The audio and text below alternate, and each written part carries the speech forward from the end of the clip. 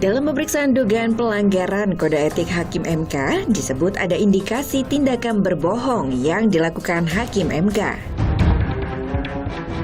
Di bawah pengaruh alkohol dan tak kuasa menahan nafsu bejat, seorang mertua tega membunuh menantunya yang tengah hamil 7 bulan.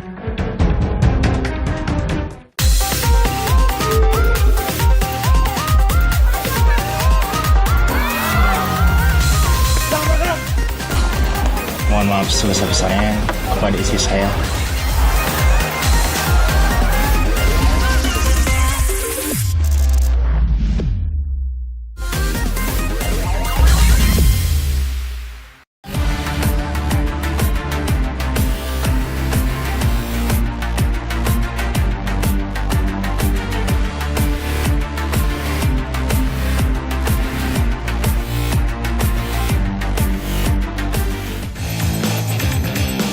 Ketiga paslon tengah dakdikduk menunggu pengumuman resmi Capres-Cawapres oleh KPU pada 13 November mendatang.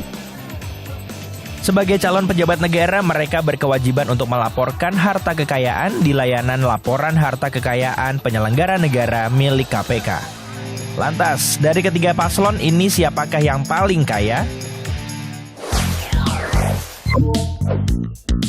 Mantan Gubernur DKI Jakarta, Anies pada akhir masa jabatannya melaporkan harta kekayaan 11,1 miliar rupiah. Anies punya 5 bidang tanah dan bangunan yang tersebar di kawasan Jakarta Selatan hingga Ponorogo lebih dari 14 miliar rupiah. Anies juga punya 3 unit kendaraan berupa 1 mobil dan 2 motor senilai 550 juta rupiah. Sementara harta bergerak lainnya mencapai 1,3 miliar rupiah. Kekayaan Anies dan surat berharga hanya senilai 61 juta rupiah. Anies juga tercatat memiliki utang sebesar 7,5 miliar rupiah. Tapi bener kan Pak, manusia itu harus punya cicilan. Pak Anies bisa punya cicilan loh. Bener kan? Saya sengaja ngomong itu. Masih nyicil rumahnya. Masa sih? Iya. Oke, Pak Anies terima Cas kasih. dulu Pak sama saya juga cicilan. Sama. Lalu bagaimana dengan harta kekayaan pasangannya? Dari LHKPN Muhaimin Iskandar melaporkan harta kekayaan per Desember 2022 sebesar 27,2 miliar rupiah. Besaran harta itu terdiri dari 5 tanah dan bangunan senilai 24,7 miliar rupiah, semuanya tercatat sebagai hasil sendiri. Caimin tercatat memiliki alat transportasi dan mesin senilai 259 juta rupiah. Terdiri dari 1 sepeda motor dan 1 mobil yang merupakan warisan. Caimin memiliki harta bergerak lainnya senilai 171,50 juta rupiah. Namun, Caimin tak memiliki surat berharga ataupun hutang. Anies dan Caimin memiliki latar karir politik yang berbeda. Anies pernah menjabat sebagai Menteri Pendidikan dan Kebudayaan serta menjadi Gubernur DKI Jakarta.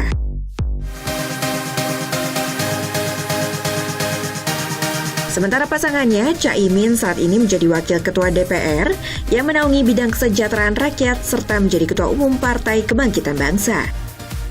Dalam karir eksekutifnya, Caimin pernah ditunjuk sebagai Menteri Tenaga Kerja dan Transmigrasi di zaman Presiden SBY.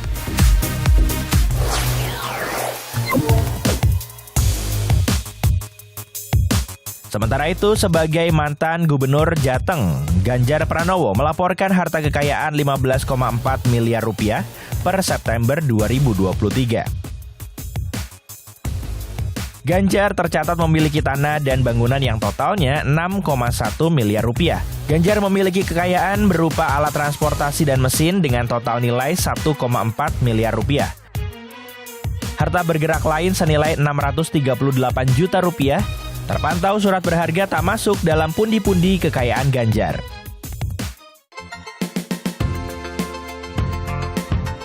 Lahir dari keluarga biasa, Ganjar bercerita tentang momen paling bahagia dalam hidupnya. Waktu saya keterima kuliah di UGM karena waktu itu dalam situasi sulit, ekonomi kita hitung nggak mampu, dan tiba-tiba nama saya masuk koran keterima gitu. Lalu saya lagi jualan bensin, baca koran, saking senengnya, gas bensinnya saya tinggal. Karir politik Ganjar menjadi anggota DPR 2 periode. Ganjar juga menjabat sebagai Gubernur Jawa Tengah selama 2 periode. Sementara saat ini Mahfud menjabat sebagai Menteri Koordinator Bidang Politik, Hukum, dan Keamanan.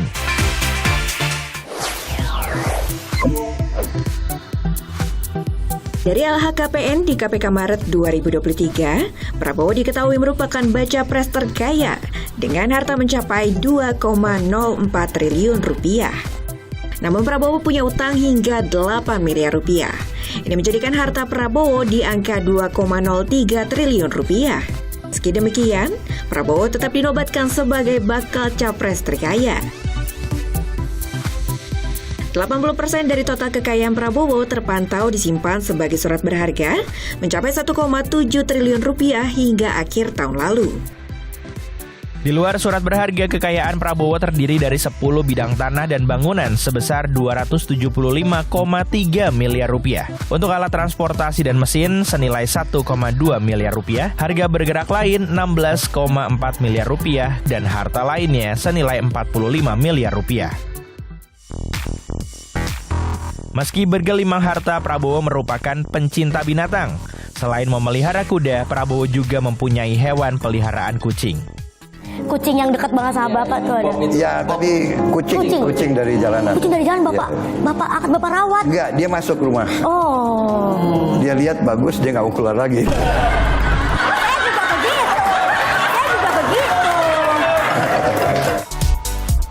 Adapun pasangan Prabowo, Gibran, melaporkan harta kekayaan di angka 26 miliar rupiah. Gibran memiliki tanah dan bangunan dengan total nilai 17,3 miliar rupiah. Properti yang dimiliki Gibran tersebar di 2 kota, yakni 5 di Surakarta dan 2 di Sragen, di mana semuanya merupakan hasil sendiri. Gibran juga tercatat mempunyai alat transportasi dan mesin dengan total nilai 332 juta rupiah, harta bergerak lainnya sebesar 260 juta rupiah, dan utang sebesar 551 juta rupiah. Berbeda dengan Prabowo, Gibran tidak memiliki surat berharga. Terkait rekam jejak Prabowo telah menapaki jalan panjang dalam karir militer maupun politiknya. Prabowo pernah 3 kali ikut Pilpres sebagai Capres dan Cawapres. Saat ini Prabowo menjabat sebagai Menteri Pertahanan di Kabinet Indonesia Maju. Sementara Gibran kini menjabat sebagai Wali Kota Surakarta. Putra sulung Presiden Jokowi ini menjadi sorotan karena maju setelah MK meloloskan gugatan terkait batasan usia di Pilpres. Karir politiknya diawali dengan bergabung sebagai kader PDIP pada 2019, lalu menjadi Wali Kota Surakarta 2021.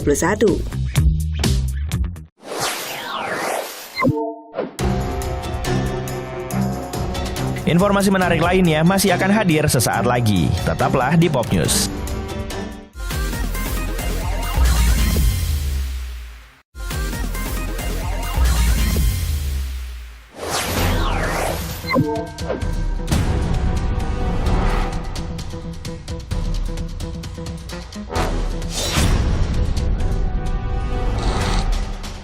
Sidang soal laporan dugaan pelanggaran kode etik Hakim MK telah digelar. Anwar Usman dan para hakim juga telah diperiksa. Sebagai Ketua MK, Jimli Asidiki mengungkapkan ada dugaan tindakan berbohong yang dilakukan Hakim MK. Jadi 9 hakim atau 8 hakim kok membiarkan, nggak mengingatkan. Padahal ini kan ada konflik kepentingan. Kok ada sidang dihadiri oleh ketua yang punya hubungan kekeluargaan. Kan itu kan semua orang tahu bahwa ada hubungan kekeluargaan. Kok dibiarin, nggak diingatkan. Nah sehingga 99 itu dituduh semuanya melanggar semua karena membiarkan itu. Usai diperiksa, Anwar Usman membantah jika keputusan soal batas usia Capres dan Cawapres dalam UU Pemilu syarat kepentingan politik. Seperti siaran pers saya itu loh, baca beberapa putusan pengadilan Mahkamah Konstitusi. Maksud saya tidak mundur dari pemeriksaan perkara. Ini kan berkaitan dengan. Oh nggak ada, ini pengadilan norma, bukan pengadilan fakta. Oh, ya benar, keluarga bangsa Indonesia.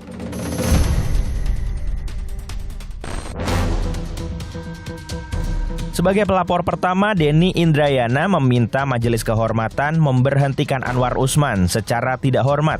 Menjatuhkan sanksi berupa pemberhentian tidak dengan hormat kepada hakim terlapor Anwar Usman karena terbukti melakukan pelanggaran berat kode etik dan perilaku hakim konstitusi, khususnya tidak mengundurkan diri dari perkara yang terkait dengan anggota keluarganya, perkara yang anggota keluarganya mempunyai kepentingan langsung terhadap putusan.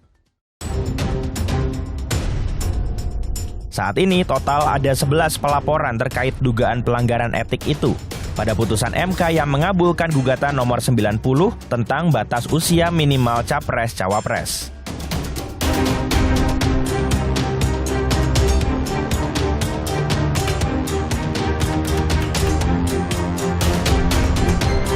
Selanjutnya, putusan atas laporan dugaan pelanggaran kode etik Hakim Konstitusi akan diumumkan pada 7 November. Di gedung DPR, anggota fraksi PDIP DPR Masinton Pasaribu mengusulkan hak angket karena menilai putusan MK menginjak-injak konstitusi akibat prosesnya tak sesuai dan mengancam demokrasi. Putusan MK bukan lagi berdasar dan berlandas atas kepentingan konstitusi. Putusan MK itu lebih pada putusan kaum tirani, saudara-saudara. Maka kita harus mengajak secara sadar dan kita harus sadarkan bahwa konstitusi kita sedang diinjak-injak.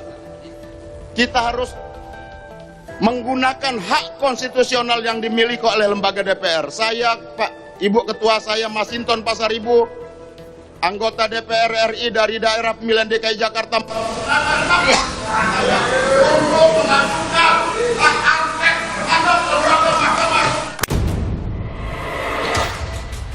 Namun usulan ini justru dinilai tidak tepat oleh anggota fraksi Gerindra. Habibur Rahman mengatakan secara azas DPR tak punya kewenangan mengawasi keputusan lembaga yudikatif seperti MK. Jadi hak angket itu kan ditujukan terhadap kebijakan pemerintah yang dianggap melanggar ketentuan dan berdampak besar di masyarakat. Kalau MK, apalagi itu putusan MK ya, nggak bisa menjadi objek hak angket.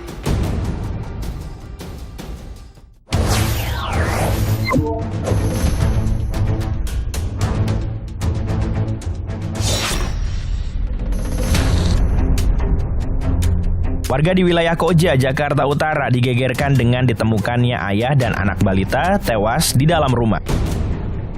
Hal ini terungkap setelah adanya warga yang mencium bau menyengat dari rumah.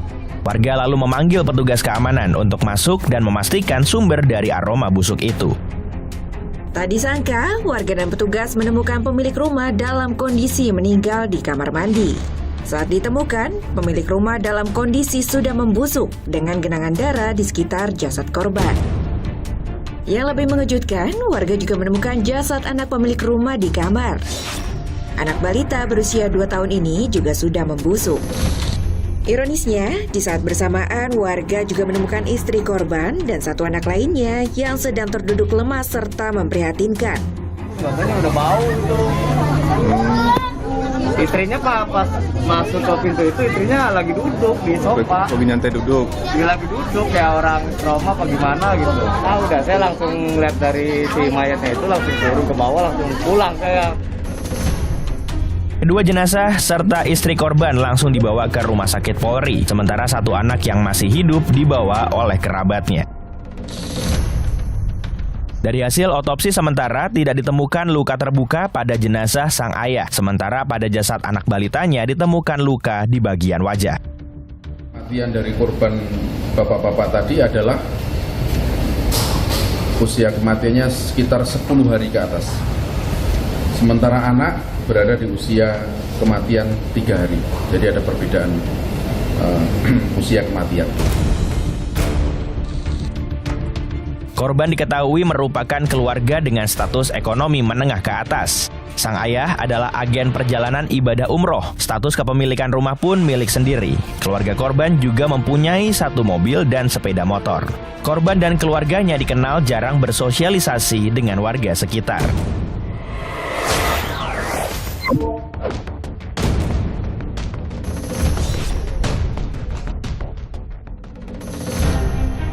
Seorang mertua di Pasuruan, Jawa Timur tega menghabisi nyawa menantunya yang tengah hamil 7 bulan. Korban pertama kali ditemukan suaminya di kamar dengan luka di leher. Menurut warga, saat kejadian suami korban pergi mengikuti pelatihan. Tiap hari ya tinggal di situ? Iya, tiap hari di situ. Suaminya itu baru dapat kerjaan tadi, Pak. Tadi itu dapat training, suaminya training pekerjaan di pabrik. Polisi menangkap pelaku yang bersembunyi tak jauh dari lokasi kejadian. Barang bukti pisau berhasil diamankan. Dari hasil penyelidikan, terungkap motif pembunuhan bahwa tersangka emosi setelah ajakannya berhubungan intim ditolak oleh korban. Ia juga mengaku gagal mengendalikan emosinya karena dalam pengaruh alkohol.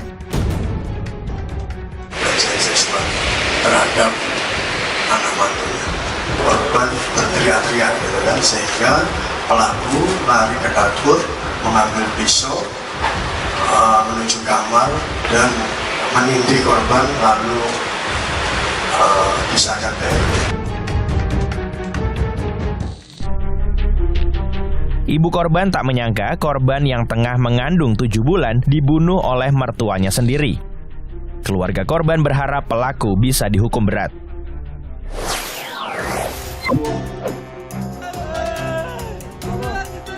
Informasi menarik lainnya masih akan hadir sesaat lagi. Tetaplah di Pop News.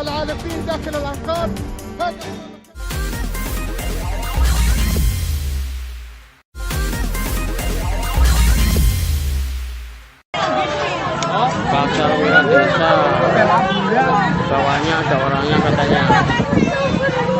Pasar darurat Wiradesa ini ambruk akibat diterjang angin kencang. Kondisi sebagian pasar bahkan rata dengan tanah. Ya, mbak orang ngerti.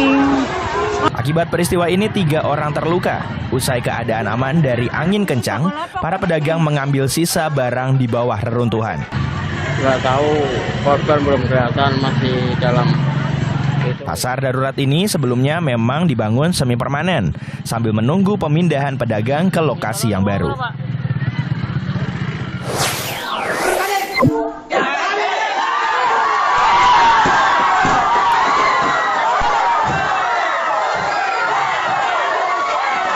Pemilihan Kepala Desa Bontoranu, Kecamatan Uluere, Kabupaten Bantaeng, berakhir ricuh usai penghitungan suara yang menggunakan sistem e-voting.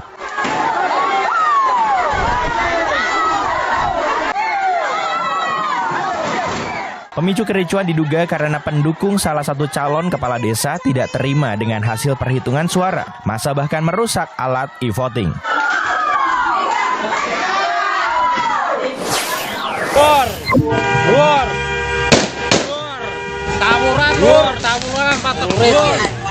Masih menggunakan seragam sekolah, para pelajar ini saling serang di Jalan Tembus Desa Tambak Rejo, Patebon, Kendal. Mereka bahkan saling mengejar dengan melempar petasan.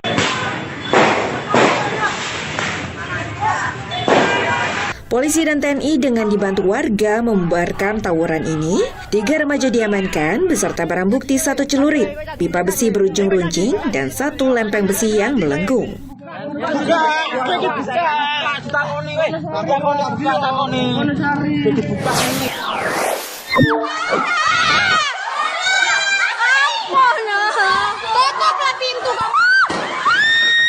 Para siswa SMA 4 Mandiangin ini berteriak histeris saat mengetahui pengeroyokan pada temannya.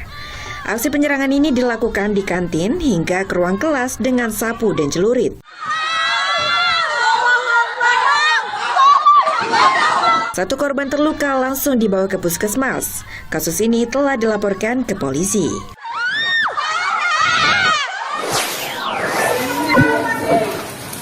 Belum ada pemadam. Tambah besar gapi ya kodongnya.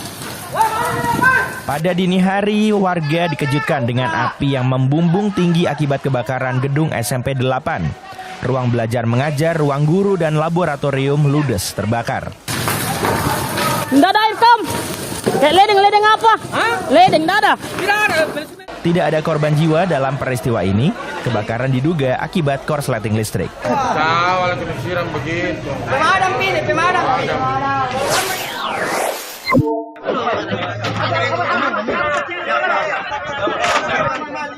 mundur saja di belakang. Mundur aja mundur. Dengan menggunakan kapal nelayan, pria korban gigitan komodo ini dibawa menuju perahu SAR untuk selanjutnya dievakuasi ke rumah sakit. Warga panik karena saat perjalanan kondisi korban semakin lemas. Mundur. Korban berusia 45 tahun terluka di bagian betis kiri. Korban digigit komodo saat mencari buah asam di kebun yang tak jauh dari rumahnya.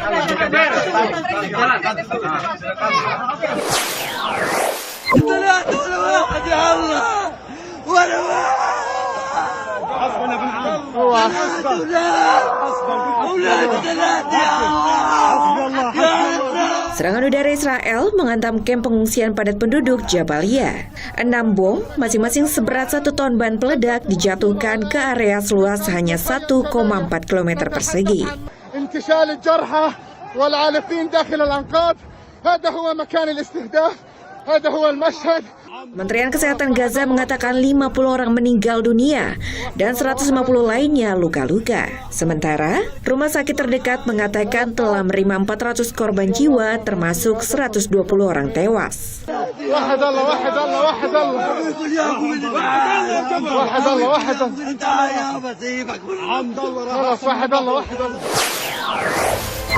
Informasi tadi mengakhiri Pop News hari ini.